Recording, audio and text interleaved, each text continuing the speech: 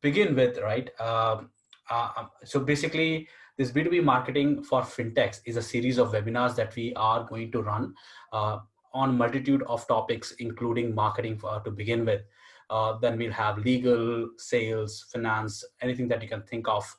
And that's what we aim to do is basically we are trying to help anybody we can who are in the same space or who have started a company and might be interested in learning some of the things that we have learned over the years. To begin with, this webinar is sponsored by our company Signzy. So a little bit about us. We are a 5-year-old company. We have been in the business since 2015. We have grown from a 3 people team to 140. And quite recently, we just got a funding round of $5 million.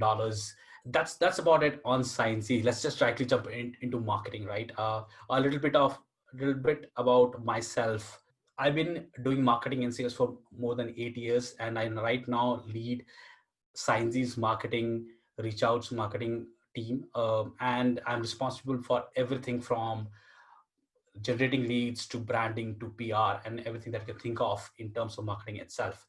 And during this time, I've led multiple teams, built multiple teams from scratch in multiple fintechs or regtex companies, something like Signzy, and companies who sell to enterprises, large enterprises and small enterprises around the world. This particular webinar, we will be covering a total of 4 topics: why marketing, what channels you should be looking at, and what channel you should choose if you're starting out.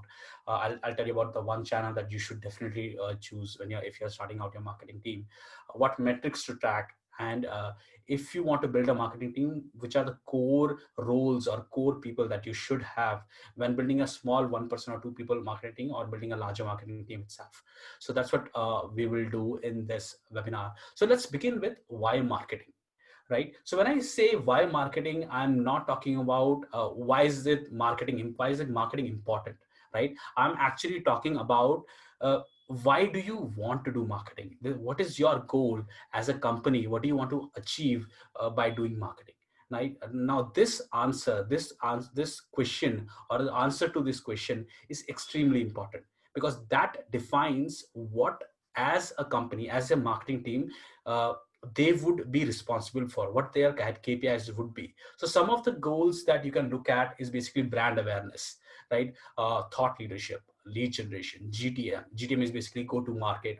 What that means is if you want to expand your business from an existing market to a very new market where you're not exactly known, and you want to basically work with customers from these different markets and expand your business there, that's what GTM is.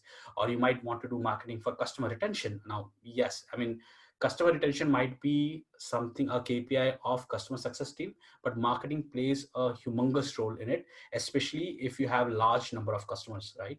And product adoption, again, product adoption might be a KPI for product team, but what kind of messaging should go to customers at what time, and based on that behavior, what kind of things can you pitch should come from marketing and sales teams, right? So these are some of the goals that you can look at.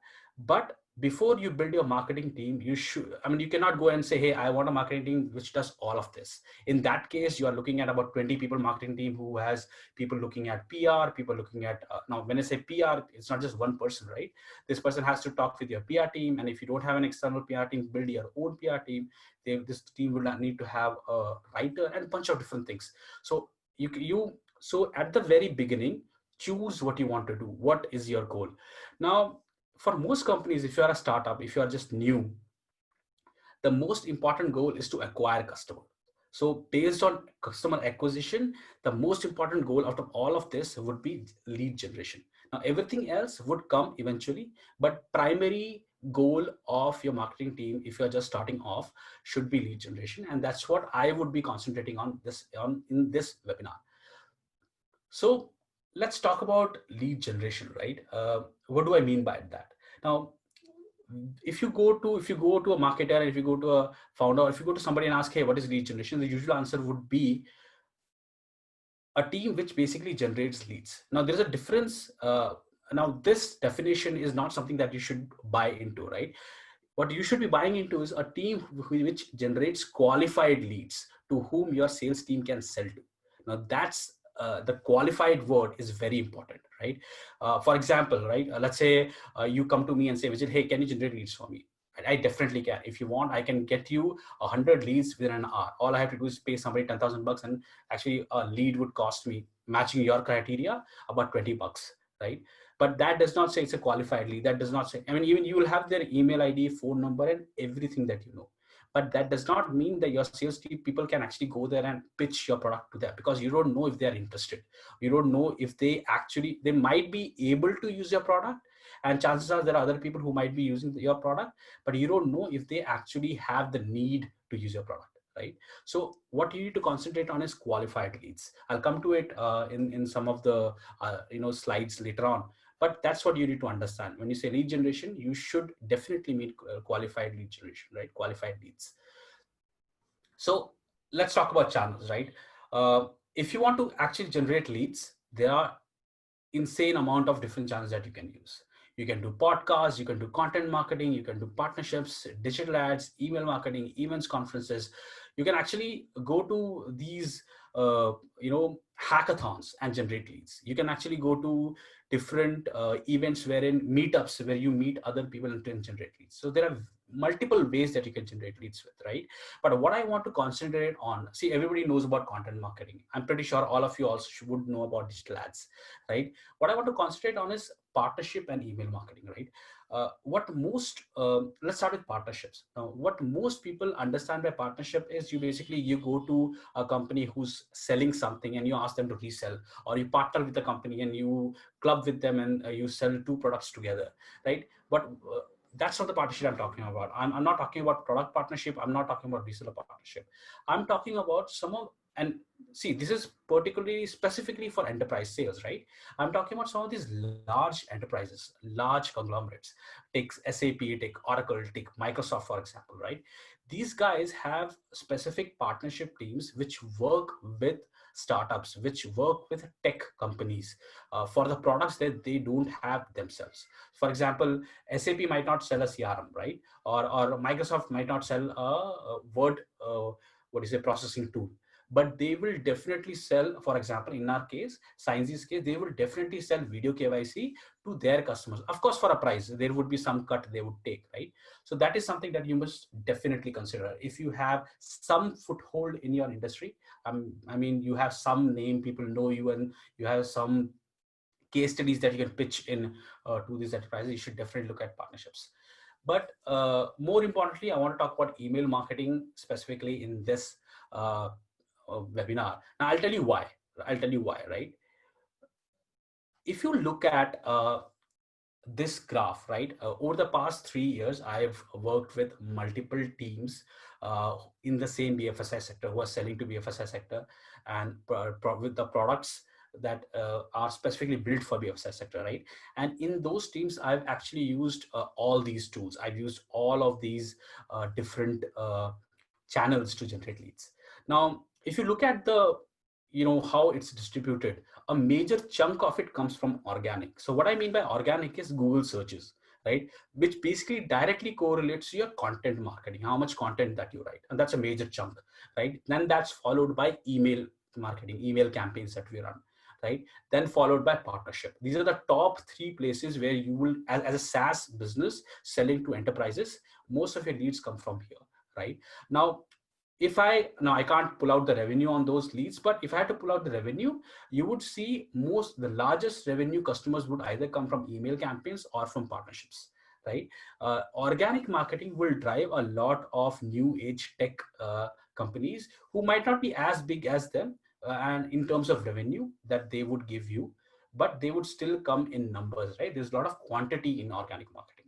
So, but having said that, there is a major difference in these three different forms of channels itself. I'm talking about the major channels, right?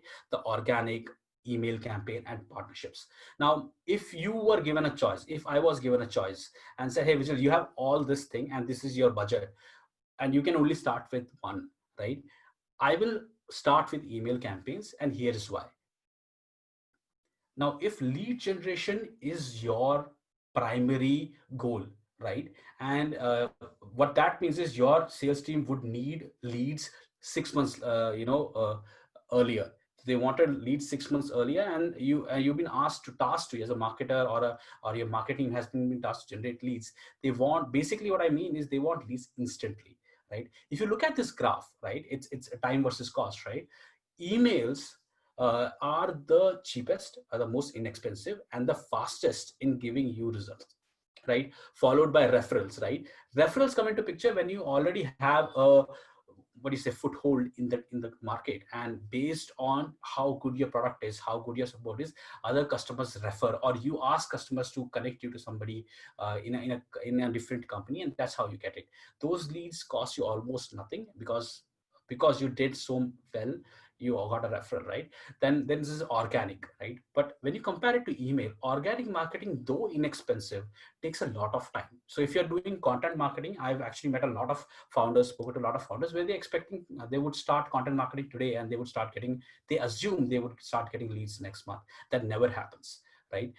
There's no way that you would get qualified leads or any kind of lead from your content marketing. I'm not talking about ads, I'm talking pure organic content where you create videos, podcasts, and blog. You will not get a lead in the first month. I haven't seen it in the last 8 years I've worked, and hasn't happened in my experience with any of the companies that I've worked with, be it consulting or direct reporting. I haven't seen that happen. Organic content would start working in a period of 4 to 6 months, where you start getting those trickle downs slowly, and over a period your number of people coming onto your website would increase, and that's when it starts giving you more leads. So it's a very, very, very time consuming channel, if I have to say that. But once it is set, right, it would keep on giving you more leads month on month, every month. It's very, very consistent. So if you are looking at marketing, I suggest start building content right now, but don't expect it to work. When I say work, to generate visits and leads next month, right? Give your team at least 3 to 4 months for them to actually show you what kind of a content is working, right? And just a pro tip: if you're writing content, right, what you need to understand is there is insane amount of blogs out there for any kind of topic that you can think of. So what has worked for me, I've been doing content marketing for 5 years, and what has worked for me is basically combining your keywords, right? All of you might have heard of keyword research. So if you go to Google Analytics, or if you go to Google Trends, you can actually put in your product's name or your industry name, and you will get a bunch of keywords, or which are in trend in Google Trends, and a bunch of keywords which might be related to this particular product. Based on that research, and from the news, what is the latest thing that's happening in the market, you can combine to form a really good insightful content. Just to give you an example, if you go to Signzy's blog, there is a blog on FinCEN that one of our writers wrote, Tathagat wrote. It talks about how FinCEN and KYC is related. The FinCEN files, wherein there were talks of a lot of funds moving around in multiple accounts, and these files leaked. So that was in talk, right? And we wanted to talk about KYB, know your business and know your customer, as our product system. We combined them both and put it out there. Now at this point, now it's been less than a month, that particular I'm just talking about just that blog alone is getting about 300 odd visitors a month, right? That's ads, that ads directly. I'm not talking about coming from, traveling from other pages. From Google, it's getting about 300 odd visitors. So now it might be because we also run a newsletter which had those fins and files. But the point is, if you're doing organic content, don't expect results right now. Expect it in 6 months, but start now so that you have something in 6 months, right? But having said that, if you compare all the other channels, fastest and the most inexpensive is email. And that's why, if given a choice, okay, if you have to start a new marketing team, or you can do only one marketing activity with a very limited budget, I would go into email. That's only one part of thing. The other thing is email is scalable. It's extremely scalable. I'm coming on to that, right? Apart from being inexpensive, apart from being really fast, really high turnaround time, emails are scalable. uh, you know You won't believe how scalable those are. I've done email campaigns for a team of two. I've done email campaigns for a team of 20, 30 people in Signzy, for example. I've done email campaigns for a team of 200. Also done email campaigns for the team of 800 salespeople. It just works, right? Doesn't matter what any of the companies in the world are saying. As far as India and US markets are concerned, as far as number of size of sales teams and type of industry and target and type of customers are concerned, email marketing just works for everybody. It works for enterprises, it works for mid-tier companies, it works for startups, it works for SMEs too, right? Not all SMEs, but it works for SMEs too. It just works. That's my experience, right? And what you need to understand is email marketing can be used in multiple ways. Now you can actually combine this with your events. You go to an event, you get a list of names which might not be a good qualified lead, but you run marketing campaign on that, get them to a page where they can sign up or where they can fill up a form, and they become a qualified lead, right? So email marketing can be clubbed with all these people. And the best part is the most complex, the one of the best email marketing tools would not cost you more than $40 a month, right? And the thing is, if you're starting off, almost all these email marketing tools, doesn't matter what type of email that you're doing, are actually free for, let's say, 2,000, 5,000 people, 5,000 contacts in this. So that's one of the reasons I want to concentrate on emails. So let's talk about what type of emails, right? Now, there are different ways you can use emails, but primarily, if I had to differentiate them, there is newsletters, bulk email campaigns, right? The newsletters, the product emails that you would send to, let's assume you have a list of 5,000, 6,000 people. That's bulk email campaigns. And basically, it's kind of a shotgun approach, right? You have a list of people, you don't know what they want, what they need, but you know some of them had reached out to you, but did not convert. So you create a nice product email, not heavy, a very mild graphic product email. Don't create a large image, please. And loading time is insane, right? And it has to be mobile friendly. 80% of the time, sorry, in our case, about 72% of the time, people open our emails in mobile phone. So it has to be mobile friendly, and it has to be optimized for it. So a really smooth and really good email campaign, shotgun approach, you send it to all of them. I still do it. We have a list which has not been segmented, and we have lists which are segmented. Segmented lists get different type of emails, but a bulk of those emails, and we do a shotgun approach. And at this point, we do about 1 or 2 emails per month. One is usually a newsletter, which goes to everybody, and one is a product email. We generate to the tune of 20 plus leads, 20 to 35 leads a month, right? For doing nothing. It's just the same product email. There are like 8, 9 products. We have one email for each. I send it every month, and we get like 20 leads like instantly that day, right? No waiting, no delay. We do get some leads over the week, like 5, 6 more, but 20, 25 leads on a single day, right? And my sales team is happy. At least 50% of those leads that's bare minimum. Right now, we are hitting about 75% average, are good leads, right? That's what shotgun approach. But let's say you want to, somebody asked me in the while registering, how do I reach out to enterprises? How do I reach out to banks, NBFCs? I've just put in banks and NBFCs, but any kind of enterprise, anybody, let's say your definition of enterprise is 500 plus 400 people or more company, which has, let's say, 200 million or $20 million in revenue. That's the definition of enterprise. So it doesn't matter what your definition of enterprise is. If you're selling to enterprises, ABM campaigns or account-based marketing campaigns, very specific campaigns using these tools, Gmail, Yesware, Reply.io, Woodpecker, has worked extremely well for us. There's a slide at the end of this webinar which shows one of the latest campaigns that I did on about 35 companies. We generated 7 enterprises. I'm not talking about 500 plus companies, right? I'm talking about 5,000 plus people companies with a turnover of at least 1,000 crore or more a year. 35 companies we sent emails to, 11 companies responded, 7 companies took demo. So we had 7 companies in conversation at this point from an email system using this ABM system that we sent. This was last month, right? The campaigns ended about 2 weeks ago. So The third type is drip campaigns. Now, this is done if you have a freemium model. Let's assume somebody comes onto your website. You want to, and if you have a freemium model, what would happen is uh, these people would come in. They would look at your product for one reason or another. They might not buy your product, right? That's when these campaigns come into picture. But and you can use products like Active Campaign, HubSpot, or Sendinblue to help you with this. And just to give you an example, here Sendinblue is free.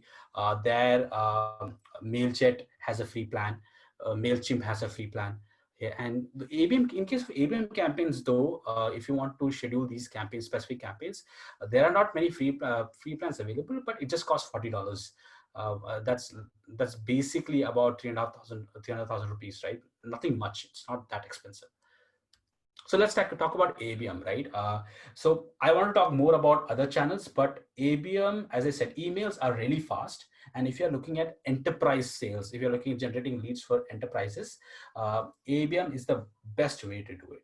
Now, one of the major problems that you would face when you start off doing ABM is, I've been asked, Vijay, how do I get these contact details, right? You can always purchase them. I mean, you can go to Easy Leads, you can go to DNB Hoovers, you can go to Zoom Info, and you can just purchase those leads, right? But let's assume you don't have the budget for it. You cannot go and purchase these leads at $200 a piece or 80 rupees a piece. But you can't do that. You don't have that kind of budget. If you don't have it, this is the flow that you should follow. What you do is, in an ABM, even if you have money or if you can buy leads, even then you'll have to follow the same process. So here's the first step. So the first thing that you do when you want to do ABM is you can take an Excel sheet or a Google sheet and basically list down all the companies that you want to reach out to. Or basically you say, hey, these are the companies I really want to sell to because these companies would give me X amount of revenue. So again, as marketing, I concentrate a lot on revenue end goal. So whenever we run campaigns, it's based on how much revenue can we generate eventually from targeting these set of customers. So list down all the companies that you want to reach out to. Let's say, assume you have 100 companies, for the sake of it. It's usually less than that. On average for me, it's about 37 to 40 companies. Usually it's less than that. So you get the name of these companies. Now what you do is you go to LinkedIn, and for each of these companies, I'm assuming you already have a specific customer profile or decision maker in these companies that you think would take decision for your product within that company. So if it's a CRM, a sales head or a BD head or a COO might take a decision, right? So like that, let's assume you are targeting VPs of, let's say, business development, VP of sales, or VP of client management, or VP of support. Those are the type of people that would make decisions for you, that could drive your product. So you have that customer persona. So based on that, you go to LinkedIn. Quite simple. You don't need to pay for LinkedIn. Just go search for those companies, go to that company's page, click on employees, and filter it by VP, their position, and you will find all those people. Get their names, put it there in the Excel sheet in front of that, right? Ideally, get at least two per company. So two people that you can reach out to per company. But if you can, do four, right? Two is minimum, whatever happens. Now, once you have that, right, the next step is to get the contact details. As I said, if you have the money, if you can spend, let's say, 20 to 40,000 rupees, go ahead and purchase that. But if you can't, let's assume you can't, what you do is you go to these specific tools. Go to hunter.io, go to reply.io. These guys have free email searches. What you can do is you can just put in the company's website link. For example, let's say you want IBM.com's VP. You go and then put there IBM.com, right? And the hunter.io and reply.io, what they would do is they would search the web for email IDs of people from IBM.com, along with their email IDs, and their names would come up. So chances are you might find some of the VPs or directors email IDs there. Might not be the same person, but it can also be the same person. But what primarily you would get is the format of the email ID, right? So for that country or for that company, what is the format of the email ID? Once you have the format of the email ID, you have the name of the person, you can do permutation combinations. And same tools also have email verification systems. You go and put it there and verify the email. So you have a verified email. and now you put this email into the Excel sheet that you made. Now that's the long form. Easy way, use tools like Lucia. So Lucia and Easy Leads. Easy Leads has a tool called Mr. E, right? So use these tools, install it on your Chrome, it's a Chrome extension, go to the LinkedIn profile of these guys, and if you just click on the button, it would give you the email IDs, right? Once you have, in the next, what do you say? For example, I'll just show it to you, right? So let's see. See, so I've installed Lucia here, right? On the right hand side, this is Lucia. Similarly, for Easy Leads, they have Mr. E. They give you about, let's say, about 50 contacts for about $40 or so, or 100 contacts for $40 or so. What you can do is you can install this Chrome extension, go to their LinkedIn profile, click on Show Contact. Now, this is only limited by LinkedIn. So if you don't have a premium plan, you might not be able to go to 3+ or 4+ kind of contacts. Usually it'll be 2+ or kind of contacts. But whatever that may be, if you go to the profile of the customer you want to reach out to, Lucia would automatically find their email IDs and show it here, right? Most people would usually put, about, not most, I would say about 50% of the people put their company's email ID updated here on LinkedIn, right? I personally haven't, because I already had 2 email IDs already present, so I didn't want to change anything. So I didn't put my professional email ID there. But usually you will find out, you will also find their phone numbers. Now, LinkedIn requires you to have a phone number, because if you want to reset your password, you get OTPs right now, right? So use Lucia, use Mr. E, go to the LinkedIn profile of that person, click on Show Contact. It will give you the contact that you require, right? Now, for example, now once you have this, what you need to do is you need to write 4 emails. Now, why 4 emails? Because this is a campaign. So you want to send the first email as an introductory email explaining your product. Then you want to follow up over a period of, let's say, 4 weeks. For me, 4 weeks have worked. For me, 4 emails have worked. In your case, you can also have 5 or 6 or 7 emails, but don't send more than 1 email a week, right? You don't want to spam them, right? You don't want to get, marked spam. It affects your domain name in the long run. So that's different thing. But create 4 emails, send it over 4 weeks. Now, every email should have different, again, pro tip. So what most people do with these email campaigns is they assume that if they create the same thread, they will get more eyeballs. That is not the case. I will show you some numbers which would basically negates this, whatever, thought process. So do not create a single thread. Have distinct 4 different subject lines and send it over a period of 4 weeks. Now you can do it using Gmail, or you can use a tool like Woodpecker that I showed you in the previous deck, right? If you see, look at this, right? So there's something called in the previous deck, if I had to go back, there's something called reply.io and Woodpecker and Yesware. Gmail is a manual system, but Yesware, reply.io and Woodpecker would allow you to create a sequence set in times. You can say, send the first email on day 0, send the second email on day 7, send the third email on day 8, and like that. Plus, you can also say, if somebody responds, if there is a button on, if you have some button or links there in that email, if somebody clicks, do send this another email. So you can actually mimic what a person would do, as a salesperson would do, to reach out to these customers, cold email reach outs that salespeople used to do. Same thing, use ABM. So very targeted emails, very specific to that industry. So when you're creating this list, right, remember that all of them should have very, very, very similar pain points, so that your emails do not look like a generic email that you're sending, right? So for example, if you are selling to banks, make sure all of them are banks. If you're selling to NBFCs, which are into lending, basically NBFCs are into lending, so make sure all of them are the same category, right? So once you have this, you send it. What will happen is, this is one of the campaigns that we did. We have a product for current account onboarding. So I got 106 emails of 32 or 35 companies, right? About 3 to 4 emails per company. And of course, I did my thing. I checked it out. But even then, about only 92 went in. So about 14 odd emails were not valid or bounced out. So that were removed. So I sent 92 emails. I had 33.7% open rate. Now, industry standard is about 25% open rates, right?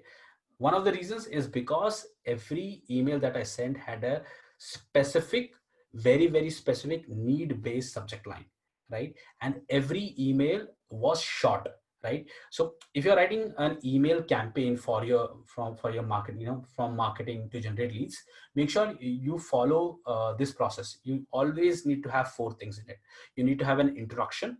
This is the first email, by the way. Introduction, a problem statement, solution or benefit, and call to action. What they do, what they need to do, right? Do you want to set up a call? Do you want to respond to this email? And the length of this first email should not be more than a tweet, right? Basically four tweets. So four section, four tweets.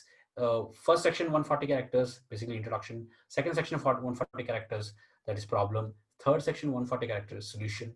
And uh, fourth section 140 characters, that is CTA.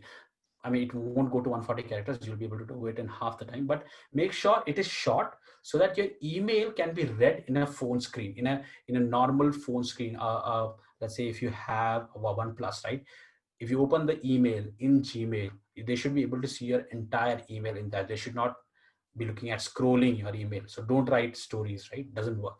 So following that methodology, I've sent four emails. Out of this, 11 people responded. 11 people, when I say 11 different companies responded, and seven different companies became good leads. So at this point, couple of them are going to POC, all of them are in the advanced stage, like mid or advanced stage of conversation. And this is not a isolated incident, right? I've been doing the same concept for last 4 years, right? Same thing. And believe me, in some of the cases, I've been using the same email format too, right? So, and this result has been consistent. So to answer the person who asked me, hey, how do I reach out to enterprises? This is how you do reach out to enterprises. And this is, and if your emails are good, I'll come to the metrics that would tell you how to improve your emails.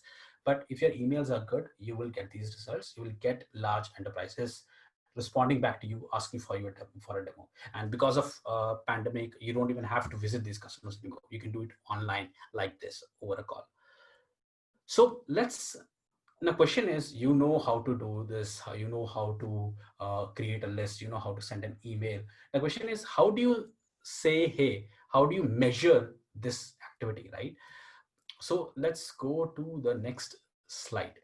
Now, if you are a company, right, and if you are doing any kind of marketing, there are seven metrics that I've mentioned here. There are a lot of different metrics.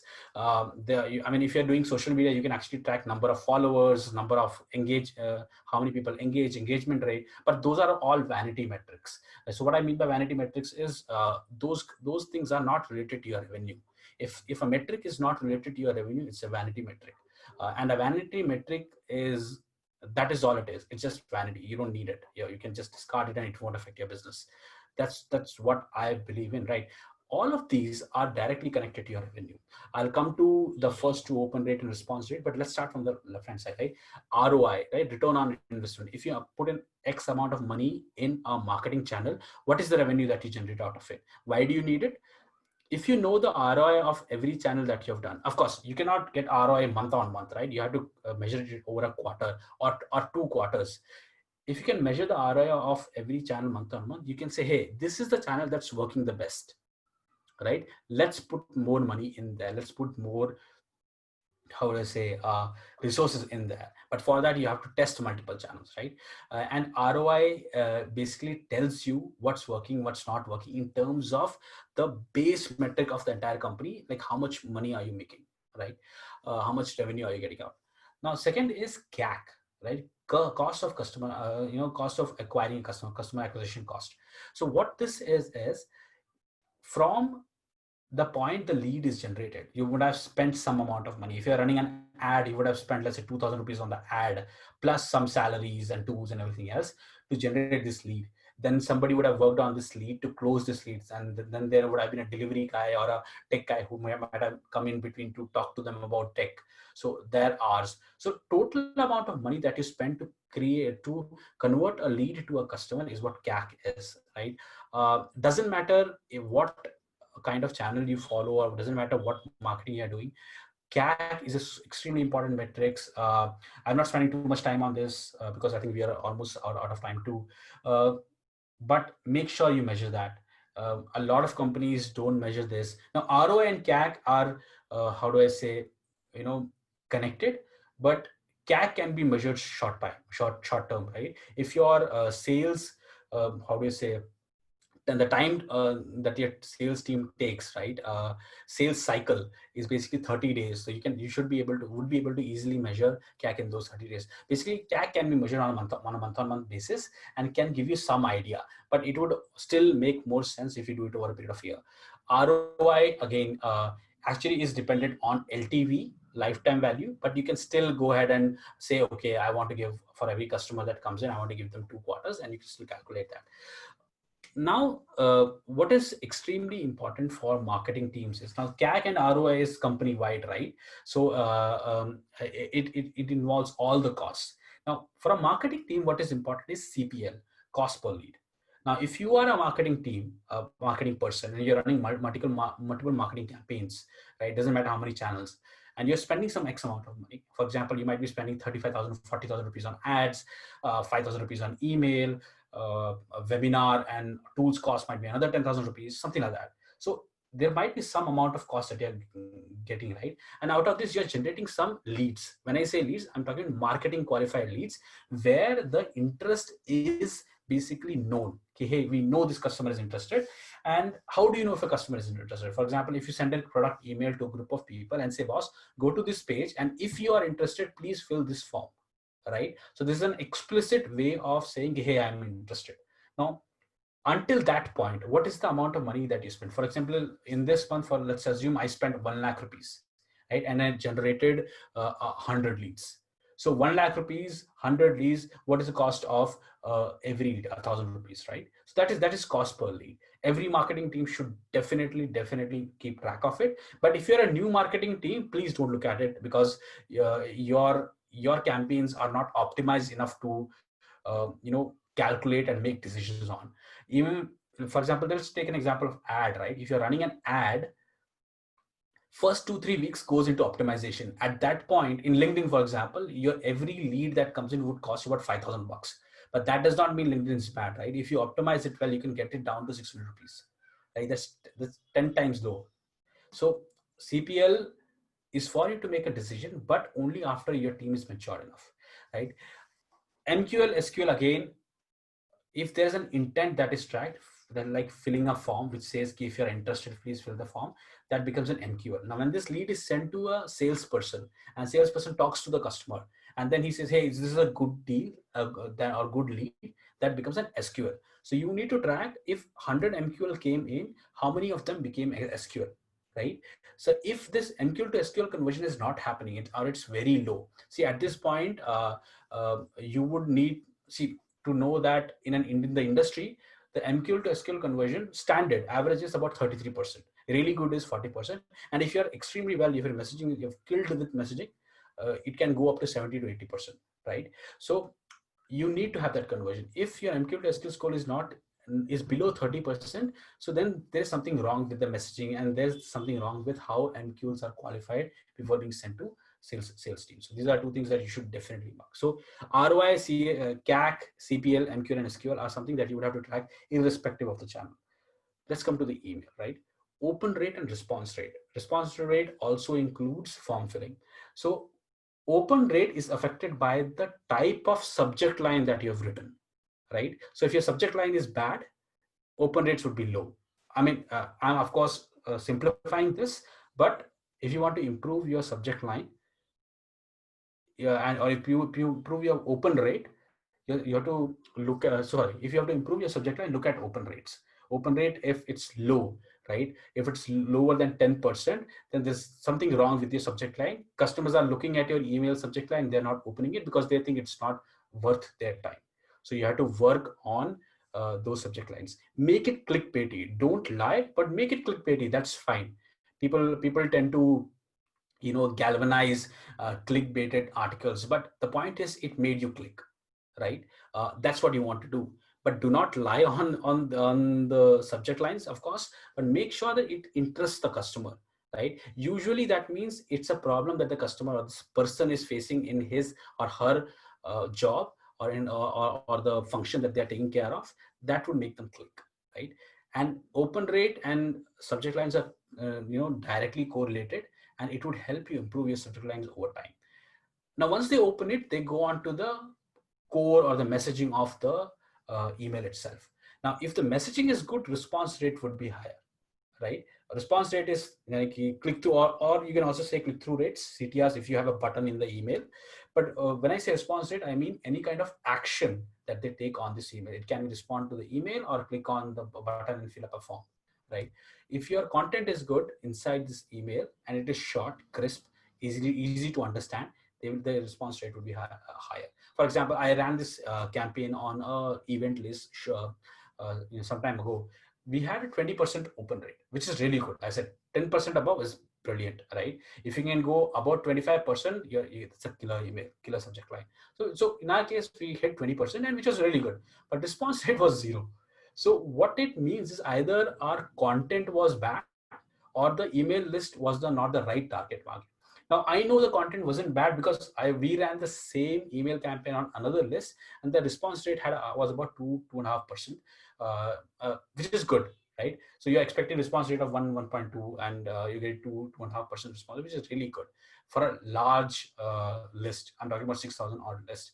So I understand that there's something, the target or the email that I sent did not make, the subject line made sense, but the content within did not make sense. So I need to improve on the content within the email so that this particular segment of customer can respond back to me, something that they might be facing, right? For that, I'll have to go and look at their profiles, take up about 10 20 customers or list names out of that, go to their profiles, figure out what they might be looking at, what is the criteria that they are looking at, what kind of problems they might be facing.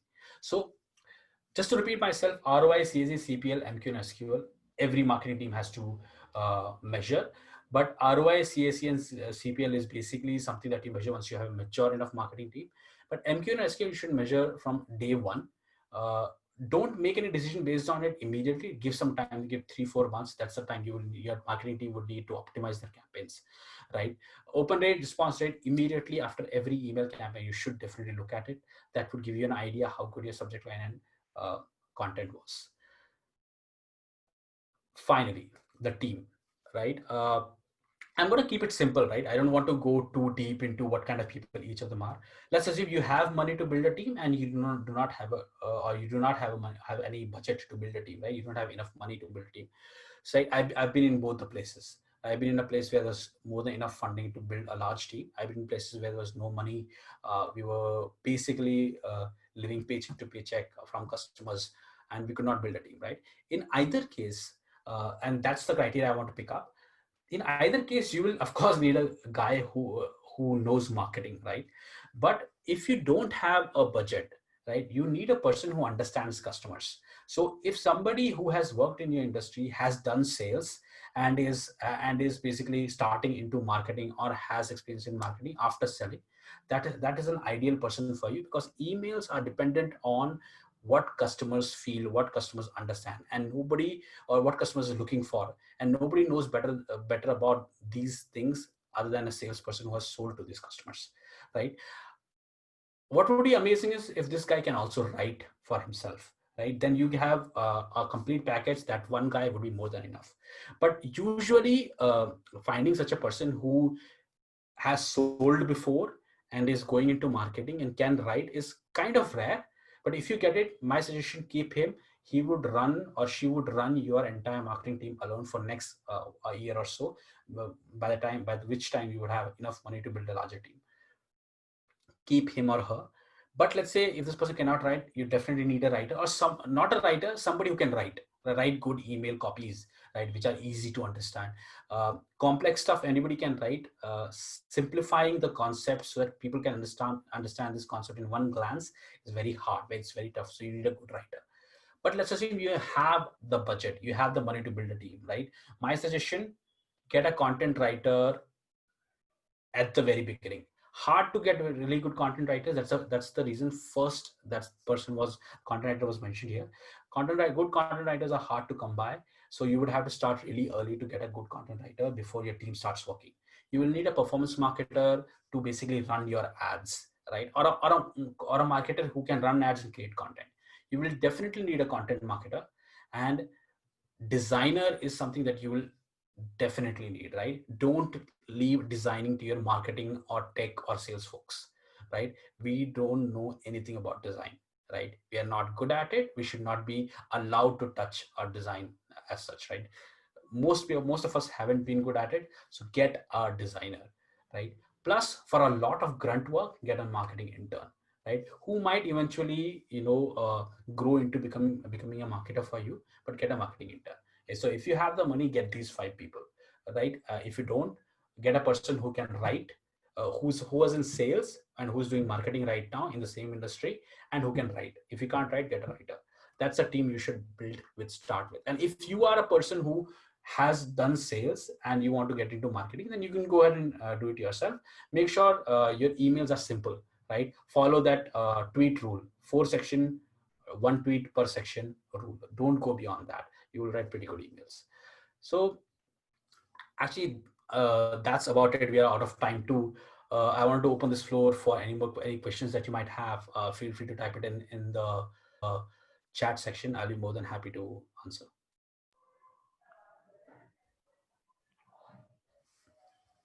Yes. Hey, thank you, Vijay, for sharing your insights. I'm pretty sure that was a 40 minutes of power pack session. All right. And the whole concept of taking the online crowd from intent to purchase and beyond is actually an art. Like being a sales guy and a marketing guy myself, I think I can vouch for those. And especially we are moving into a time where businesses are forced, and not, this is not just in the finance sector, but also all across the globe, right? Businesses are forced to be going online. And all marketers across are searching for new channels to explore how to reach out to these prospective consumers, right? Um, so make sure everyone who's in the crowd, who's in the webinar section, who's able to attend this online, thank you. Thanks a lot for joining. But make sure to watch out for our upcoming webinars. We'll cover more of these channels where you can leverage a lot of these intent and sales, marketing, partnerships, customer success. We have a wide range planned out for you guys, right?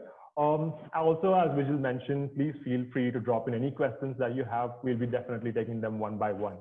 All right. So Vijay, for you, I have a couple of questions that have already come in from the audience, right? So the first question goes like, how to approach new B2B business partners on social media, right? So partners, platforms like LinkedIn, Twitter, or otherwise. Even you can new platforms like Quora, etc. So okay, so if I'm assuming when you say business partners, it's either customers or partnership firms, right? Partnership firms, right? In either Yep. case, right?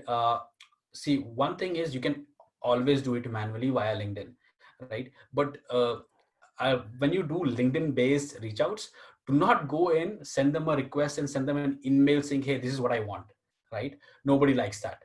I don't like it. I'm pretty sure you don't like it if somebody sends you a let's say a page 800-word article on what they want, right? I prefer, I usually don't even read it, right? It's too big of a commitment. I don't want to spend my time reading that. So what you need to do, this is what when we did LinkedIn outreach manually, you can also automate it. I'll tell you a tool that you can use to automate this. What we do is we figure out, as I said, we make a list, we figure out these are the people we want to reach out to, we send them connection requests, right? And over a period of time, let's say we sent the first connection request. The second day, I'll go, if they have any content or if their company has any content, I'll go ahead and like it, put a comment there, and I'll do that for 2-3 days, right? And in one of these comments, and this is the actual process I follow. In one of these comments, I would tag them and say, "Hey, this is great," right? And see, the thing is, the second you tag somebody in their company's content, right, they're obliged to basically respond to you or even do a like, right? The second you have that, so you have your first contact. Now you respond back to say, "Hey, thank you for liking. I wanted to reach out and basically I was looking at your profile and I figured that you might be the person who might be interested in this." Or you can say, "This is basically your product, right? Who might be making a decision on this. Is this something that you're looking at, right?" Same thing, problem, solution, CTA, right? Put a problem statement, put a solution statement, and using your product, and say, "Hey, this is what you're looking at." Usually they respond back, right? Now the same thing. This is a manual process, right? Not scalable. When I say not scalable, you don't want to hire 10 people and do this, right? There is a tool called Linked Camp. LINKEDCAMP, linked camp, right? Now, what this linked camp does is whatever I told you right now, it does this by automation.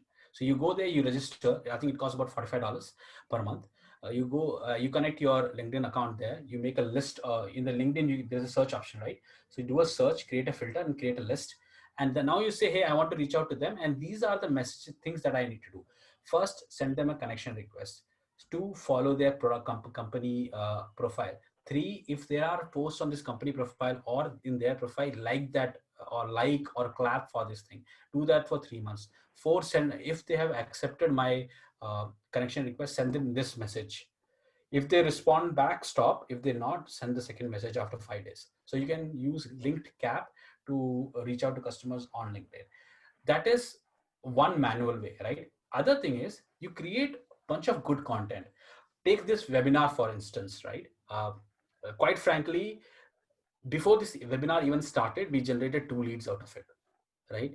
And this was not meant to generate leads. This was basically something that we were giving back, because there's no conversation about a product in this. We don't sell marketing tools, but this is something that people like, and two people liked it, registered for it, and basically asked for our product, right? And this was before the webinar even started. So create good content. It can be webinars, it can be videos, it can be podcasts, it can be articles, and post it, right? And if the people that you want to reach out to are in your uh, connections, tag them and ask their opinion about it, right? That starts off with you. If not, if you have money for ads, take this content and run ads, or boost this content to these specific people. That would generate a lot of leads. And uh, this is not conceptual. All these three things, I've done it personally, so I know there are results. But you need to understand, if you are not doing this manually, and if you are putting in money on ads, the lead would get expensive, right? It might cost you 4 or 5,000 rupees to get one registration, over a period of time. You can of course optimize it to $1,000. It will still cost you 1,000 rupees per lead. So if you're doing ads, but otherwise, if you don't want to do ads, create good content, post it on your this thing, tag them, reshare it, ask your team to reshare it. That would organically give you, or else use something like LinkedIn. All right, sounds good. So moving on to the second question. So second question goes like how to effectively position and listen to your B2B customers. Yeah. So okay, see, there are various ways to look at it, right? If you are for example, if you're going into a new market and you haven't spoken to anybody else before, right? You can definitely look at various research posts, research articles that come out, right? You can also look at the messaging of your competitors, right? If all your competitors, for example, in our case, we help customer onboarding, right? All our competitors talk about KYC, right? So that means if everybody is talking about KYC, there is some efficacy in the word KYC, right? So that is some kind of problem. But if you want to really listen to your customers, don't think about polls and everything else. If the customers does not know you, if you are not famous, or if you don't have a hold in the market, your company, what I mean, then ideally what you should do is, if you have a SaaS product, launch it on Product Hunt, right? When you launch it on Product Hunt, you'll get 100, 200 people that might come and register with you. Out of that, about 4 or 5 or 10 people might be somebody who you want to target. And these guys are there to give you feedback. A Product Hunt uh, is specifically built to give you feedback, right? So of course, I've generated a bunch of leads out of it too. But this when I launched a new product in US, and we were an India-based company, very small team, 14 people. Out of it, only two marketing guys, two sales guys. Everybody else was tech, right? Including our founders. So we didn't know much. So when we launched it on Product Hunt, and that gave us about 8 customers, one from Singapore, two from Europe, and 5 from US, who use our product. And basically so anybody who comes out to Product Hunt is basically understands that the product might be in the beta version. So they're okay with a product not working on Product Hunt. Their thing is they would come and give you feedback. So that is the easiest way to get the feedback. Doesn't take much. You can create a simple video. They're free tools to create a video and post it on Product Hunt. Get a product hunter, pay him $10,000, and he'll basically run your product, Product Hunt launch. That would give you a lot of feedback. But if, let's say, you don't have that kind of money, right? You cannot spend that much amount, right? Happens. I've been in the position, right? What you can do is, if you are the founder, make sure there is founder CEO written on your LinkedIn account, and reach out to people who might be your ideal customer over LinkedIn, right? If you have founder written on your LinkedIn, I'm talking about very practical stuff. Your founder written on your LinkedIn, you reach out to people on LinkedIn, they will accept your connection request. Once they accept, ask for the feedback, get them on a call.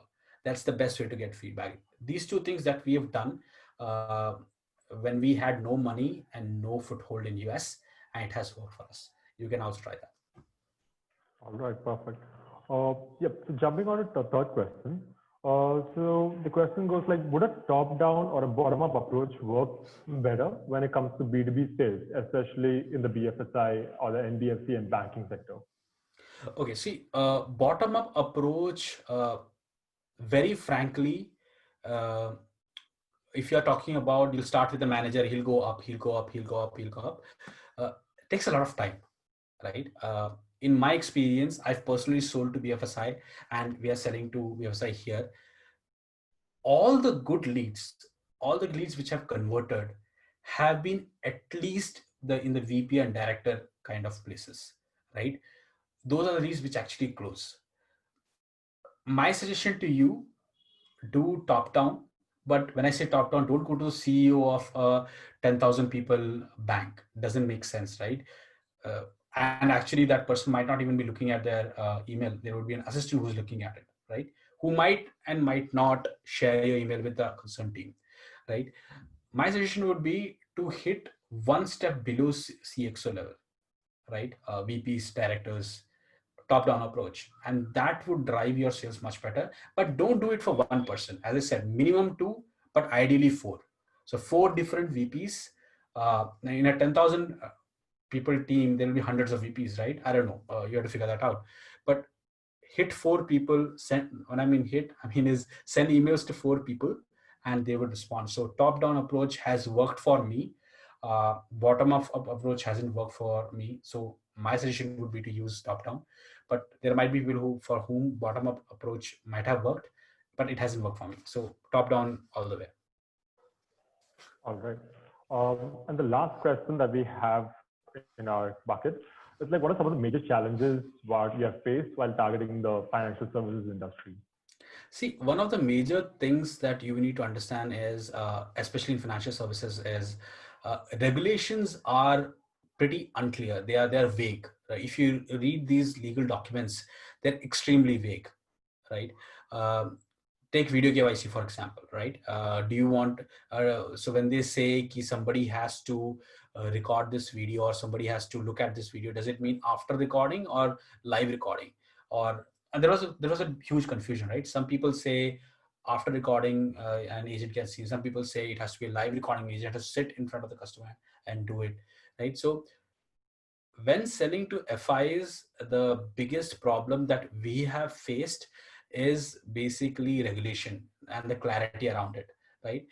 Apart from that, it hasn't been much of a problem as such.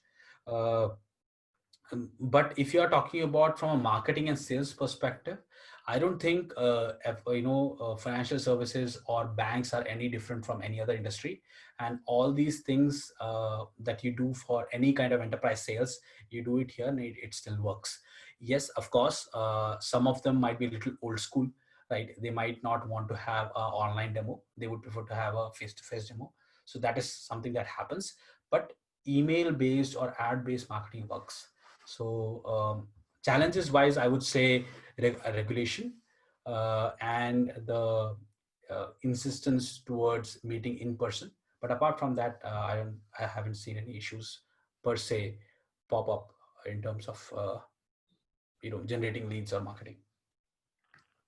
All right, sounds good. So I think that's all. That's a wrap from the questions bucket, right? We have created a short poll for you guys, so where you can understand Actually, where we also Anthony, understand. there's a message from Kishore. He's asking what are the four All right. stages of emails. Okay, so four stages, what I mean is the first email. So basically when I say four emails, the first email is an introduction email. It follows the four sections. Introduction. Hey, my name is Vijil. I lead marketing for Signzy, which is a no code AI company based out of Mumbai. That's the introduction, right? This is the first email I'm talking about, and then it can be a problem. Hey, I was looking at your profile, and I understand you might be the person who might be looking at, KYC your customer, or in a different way, I would say, throughout the year, companies like yours lose 40% of their customers while onboarding, and this has become a major problem, especially when it comes to KYC. Frauds have increased by 200%, right? What we do is, so this is the problem statement, and what we solution would be, what we do is we help customers uh, automate their KYC, reducing cost by 80% and improving efficiency by 3x. So that means you can speed up your KYC process by 3x by just integrating it into an app or a mobile browser. Both works. Now this is the solution. And finally, CTA. And if this makes sense to you, can we get on a call sometime next week? Right. This is the CTA. So this is the first email. Second email is basically a follow up. You will say, hey, this is after 7 days, right? You would say, hey, it's been some time since I heard from you. Since I sent you an email, I was wondering if if automating KYC is something that you're looking at, right? A lot of customers, including A, B, C, D, E, F, G, are already using our services to automate their KYC. If this makes sense to us, can we get on a call sometime this week? This is the second follow-up email. Third is again a problem statement, right? You will say, hey, some of the customers have saved up to 80% of their cost using our product. And from your profile, I understand you might be the person who's looking at this, right? Can we get on a call? This is a fourth email, a third email. Fourth email would be something like, hey, I haven't heard from you. I'm assuming you either on you might not be the right person to talk to. Could you connect me to the right person? This is the fourth email. You can have fifth email. So you can say, after 4 emails, if you don't hear from them, you can say, hey, it's been some time since I heard from you. And this basically tells me one of those things. One, you might be on a holiday. Two, you are interested, but you want to respond back to me next month. You want me to reach back next month. So you can create these 4 emails. These basically 4 follow-up emails with different subject lines. First subject line might be customer onboarding for HDFC. Second might be did you miss my email? Question mark. Third email might be save 80% in customer onboarding cost. Right. So these will be like 4 or 5 stages. So essentially there are 4 different emails. The only thing is the first email would have an introduction of you and your company, and rest of the emails would have just problem statement, solution, and CTA compressed into 3-4 lines. That's what the email would be. All right, sounds perfect. If you have any further questions, please feel free to drop in the chat box, right? We would love to hear from you. On the other hand, we have created a quick poll to understand what you would love to see in our next masterclass session, right? So just takes out barely 10 seconds. And thank you again for that. All right. So I think we have most of the polls in. Thank you everyone again for joining on this wonderful session. We hope to give you guys even further better content coming in the coming weeks, right? And please have your emails on the lookout. We'll be reaching out to you for our next webinar session. We'll be bringing on some of the top Fortune 500 companies in India and across, right? And that's going to be definitely a good session that we are going to be interested in hosting you guys again. Thank you, everyone. Have a wonderful evening and a wonderful rest of the weekend as well, right? We hope to see you guys soon. Thank you. Take care. Thank you guys. Have a good day.